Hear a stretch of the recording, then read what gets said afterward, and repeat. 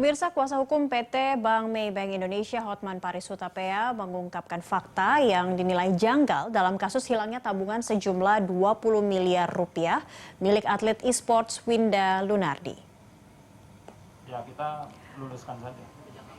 Dan juga menurut Hotman, tersangka A sebagai kepala cabang Maybank Cipulir diduga mengirimkan bunga tabungan yang seharusnya masuk ke rekening Winda dengan menggunakan rekening pribadinya di bank lain ke rekening ayah Winda, yaitu Herman Lunardi, sebesar 576 juta rupiah. Jumlah bunga tabungan yang dikirimkan tersangka A kepada Herman Lunardi tidak sesuai dengan nilai yang seharusnya, yakni 1,2 miliar rupiah atau 7% bunga per tahun. Hotman menambahkan pihak Maybank meminta Mabes Polri memeriksa sejumlah pihak yang menerima aliran dana dari tersangka A.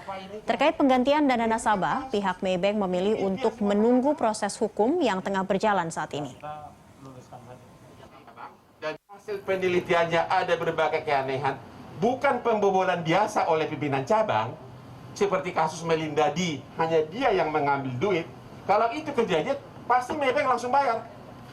Karena memang itu tanggung jawabnya dia, anak buahnya. Tapi kalau ada keanehan dengan orang sekitar pemilik rekening, coba. Ya, makanya mereka mengatakan proses hukumnya jalanin dulu. Kenapa ada 6 keanehan itu? Mana ada orang pemilik rekening tidak minta kartu ATM? Mana ada orang dibayar bunga 500 jutaan, padahal harusnya bunga 1,2 M, tidak protes. Kenapa ada tiba-tiba 6 M? Keluar dari rekening, tapi masuk lagi, tapi ke rekening yang berbeda. Dalam waktu 3 bulan. Dalam waktu. Ya, kembali kita memperbincangkan topik ini masih bersama Ketua Pengurus Harian YLKI, Pak Tulus Abadi. Pak Tulus, kalau tadi Anda juga mendengarkan pernyataan Hotman Paris selaku kuasa hukum dari Maybank begitu, ini tidak hanya sebagai pembobolan uang nasabah sederhana, tapi juga dipandang ada kejanggalan yang terjadi karena sang pemilik rekening kok tidak protes dengan jumlah bunga yang sudah disepakati di awal 7% yang harusnya 1,2 miliar namun hanya 500 juta lebih begitu. Dan ada kemungkinan juga ada kesepakatan yang mungkin tidak diketahui oleh keluarganya begitu, oleh anaknya. Apakah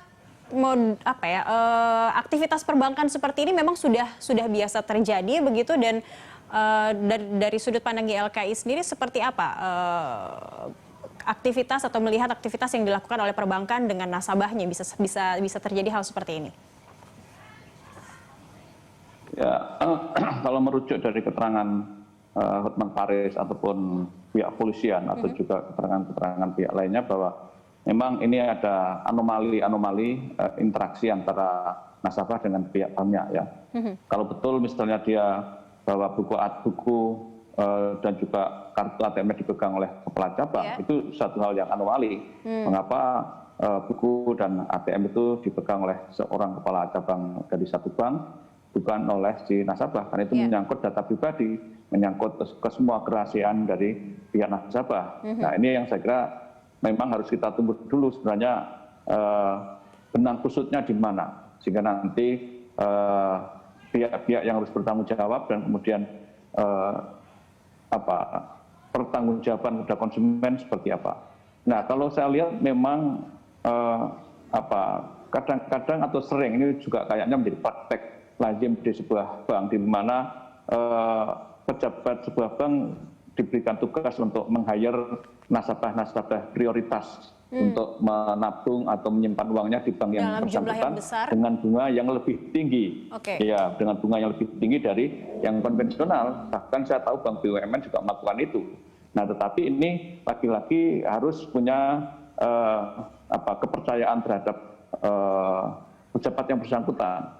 Ya, karena kalau tidak nanti menjadi persoalan baru yang merugikan si pasien atau si nasabah. Ya, tetapi kita melihat kalau hal semacam ini di mana pejabat tertentu diberikan kewenangan untuk mencari nasabah yang tajir tersebut, artinya ini kan sepengetahuan dari pihak manajemen bank yang bersangkutan.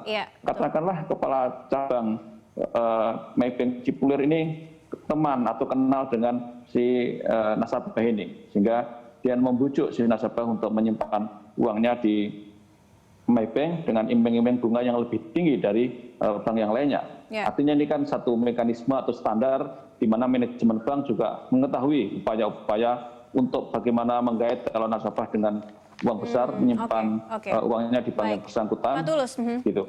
artinya aktivitas atau interaksi seperti ini antara perbankan dan nasabah ini lumrah terjadi begitu ya. Ada istilah kalau tidak salah shadow banking begitu kalau tidak salah. Ini sebenarnya sudah biasa terjadi di dunia perbankan terhadap nasabah. Ya, Khususnya bisa nasabah prioritas. seperti itu. Tetapi tentu artinya kalau itu menjadi sebuah praktek yang juga terjadi di kasus di Maybank, artinya secara logika kebijakan pihak manajemen bank tentu mengetahui sepak terjang kepala cabang untuk menggait nasabah-nasabah yang dia sasar dengan nilai tabungan atau nilai simpanan yang sangat tinggi. Ya. Gitu. Kalau Anda melihat ini yang janggalnya kan mungkin memang ada kesepakatan karena mengapa sang pemilik rekening tidak protes di saat ditransferkan jumlah bunga yang tidak seharusnya, hampir setengah dari jumlah bunga yang seharusnya ditransferkan. Tetapi kan tadi kalau kita lihat kata-kata tidak protes kan kalau dari keterangan si konsumennya tidak ngerti aktivitas transfer itu.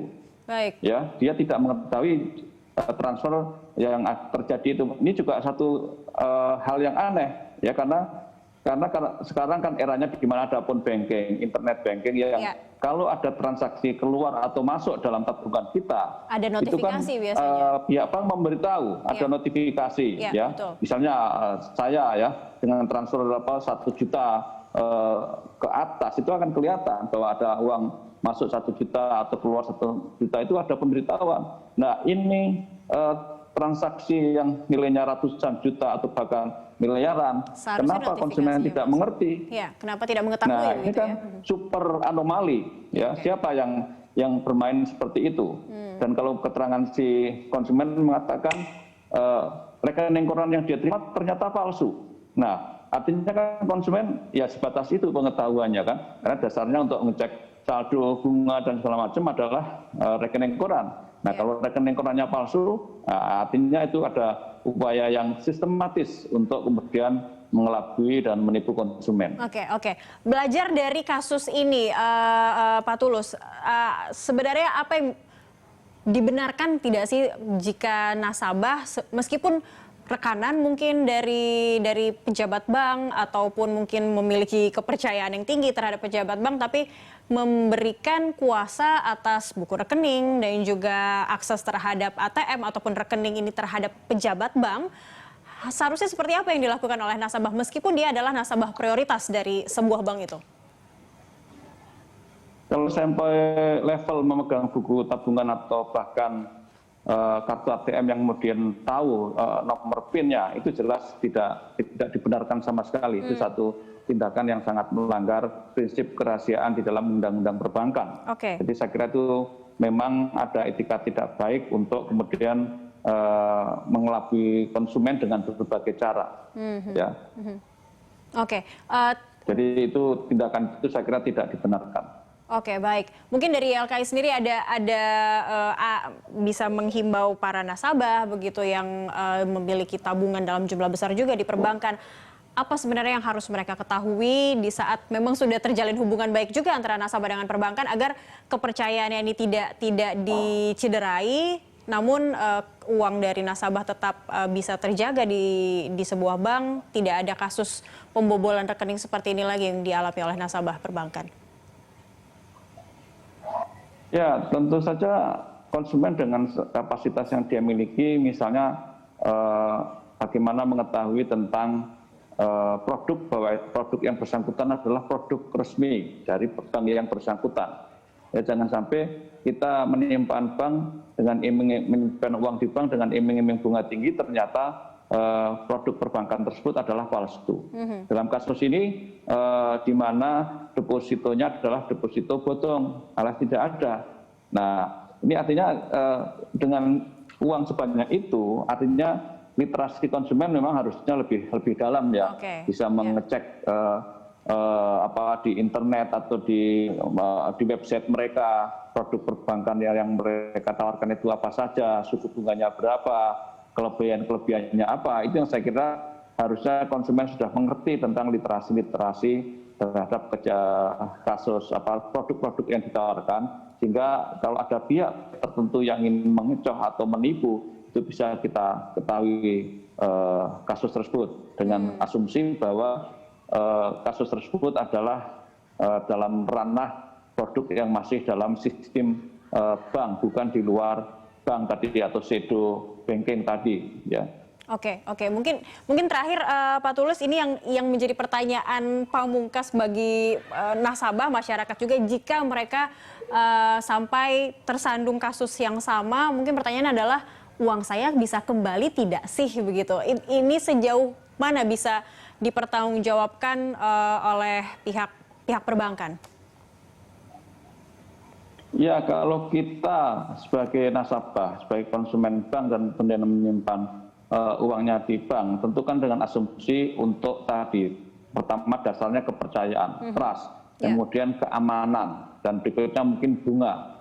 Ya, tentu saja dengan asumsi gampangnya kalau uang kita tidak kita ambil dan kemudian kartu ATM, misalnya kalau skala kecil kita ATM-nya tidak diserahkan kepada orang lain dan kita tidak memberitahukan nomor PIN atau nomor-nomor PAC yang lain, ya tentu saja adalah tanggung jawab bank untuk memberikan ganti rugi atau memberikan ganti kepada dana nasabah yang bersangkutan, kecuali ada unsur-unsur kesalahan konsumen yang fatal, misalnya memberikan nomor PIN kepada pihak lain atau meminjamkan ATM yang kemudian diketahui PIN-nya dan lain sebagainya, yang itu haram bagi industri perbankan. Oke, baik. Jadi percaya, meskipun sebagai nasabah prioritas, percaya kepada pihak perbankan yang sangat tinggi itu tidak apa-apa, boleh, tapi ada batasan-batasan seperti buku tabungan, ATM, PIN, dan mungkin memeriksa